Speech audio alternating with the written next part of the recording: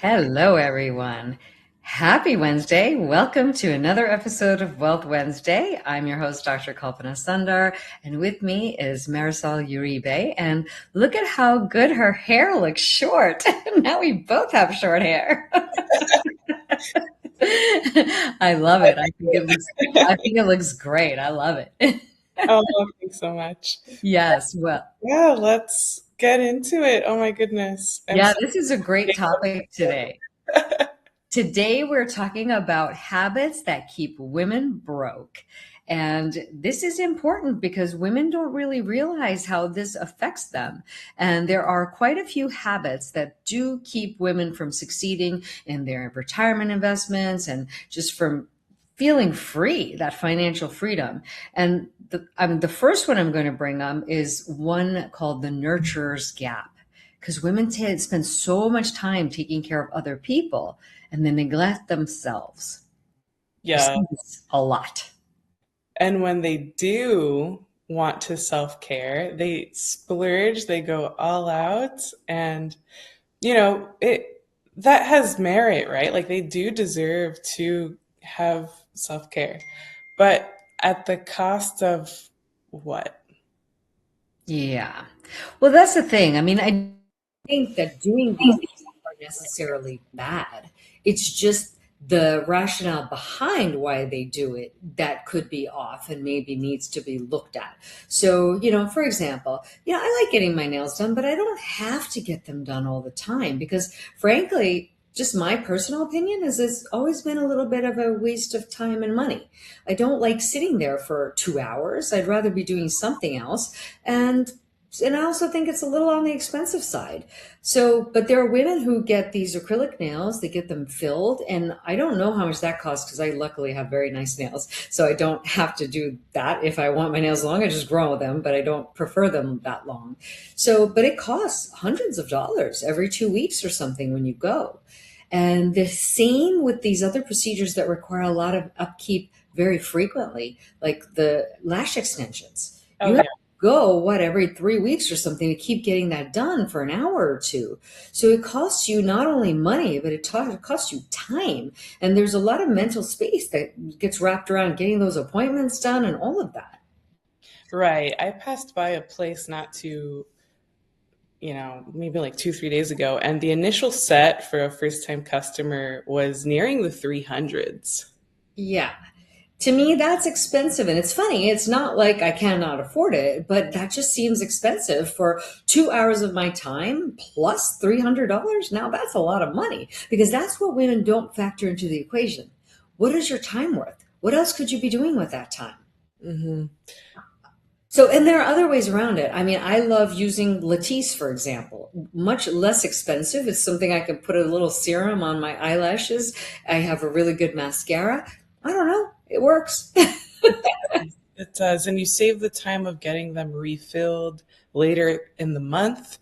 And also too, when nothing against people who, get their lashes done. No, But no. see, when I would get them done, I noticed that when I'd scratch my eye for whatever reason, I would see a valuable lash of mine come out with it. It's so true. All of a sudden, you're like, that lash cost me $18. It took me years to grow that one. That's so true. That is so true. But and again, no, we're not saying any of these things are bad. We're just inviting people to look at them a little bit differently. That's all. And we all have our things that really matter to us. So, for example, I will spend more time and effort taking care of my nails so that even without polish, they look great. So I don't have to get them done. I do the same thing taking care of my skin so that I don't have to do all these things because it looks pretty good even without anything. So I think sometimes working on the foundation of being healthy may be more important than the things we do to cover up the stuff. Maybe that's a better way to look at it. Yeah, I agree. And also too, sometimes just the way that the women that service our nails, they do it so routinely. Hmm. I mean, I've noticed some of my loved ones come out with some damage too, like whether it be like them maybe working them a little too rough to remove the polish, like if it's gel in particular. I don't Uh, get gels anymore because they're so damaging to my actual nail that when I remove it, it bothers me. So, that's what I'm saying is like we got to watch what we're spending because honestly, the average woman spends about $3,000 to $5,000 on hair, nails, lashes, and all these services that expire in 2 to 6 weeks. And I'm not saying don't take care of those things. I definitely go get my hair done and colored and all of those things. That to me is a non-negotiable. But over 20 years, that same $300 a month invested at 7% is $160,000 over 20 years. wow. I mean, Shopping.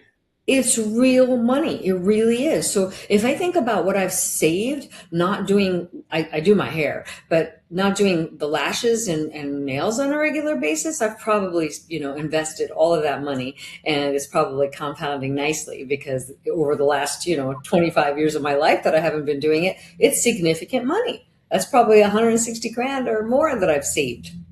Totally. So Yes. yeah, so it's just important to think about. We're just inviting everybody to think about things a little bit different.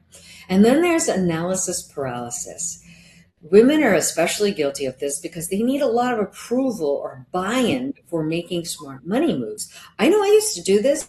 I used to think that I didn't know anything about money. I used to ask my spouse and he didn't agree with me, and then I second guessed myself. It wasn't until way after my divorce that I started trusting my own money instincts. Mm-hmm. Your gut. Your gut, and also too that need to not want to stay maybe in the dark about some financial moves and strategies that other people utilize. And the thing is, women will often want buy in from the wrong people. I get buy in, but I get buy in from my accountant, my financial advisor, people who actually know something, not random person friend that I have that doesn't even save money. That's not the person you get buy-in from. There are people who are very risk averse, very afraid to make any decisions. And again, they're maybe not the people that you should be asking. Maybe you should have a group of advisors that you ask about things. And I have a group of advisors. They're not my friends. I mean, some of them have become my friends, but I'm just saying I'm not just asking any friend about things that I plan to do with my money. There's a professional for everything that you're looking for, whether it's a health mentor, whether it's a money mentor, and look at their credibility, look at their licenses. And that's my recommendation for you guys listening is to really watch the source of your advice. 100%. And I have a little rule when it comes to the source of advice. They better be doing better than me, or I'm not asking for advice from them.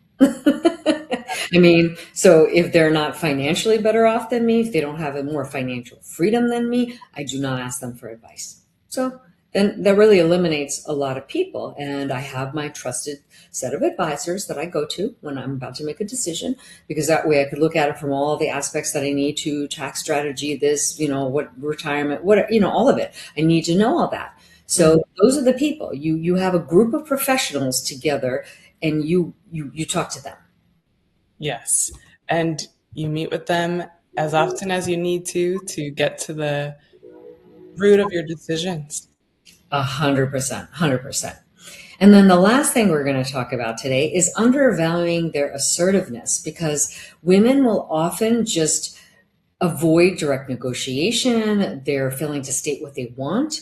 They just kind of lead themselves into lost options, into financial disorder. So this is a real problem because sometimes they don't negotiate for their worth, and that can cost a lot of money, and Yes. they don't contribute into their retirement or their financial freedom.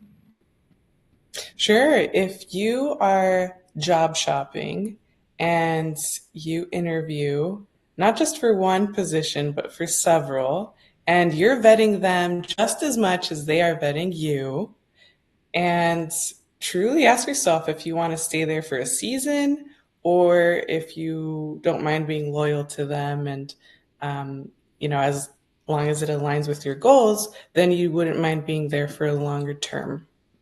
Absolutely. That brings me to one really great last point that I want to mention actually on this. Women are they desire to be chosen. they forget that they're the choosers. Mm.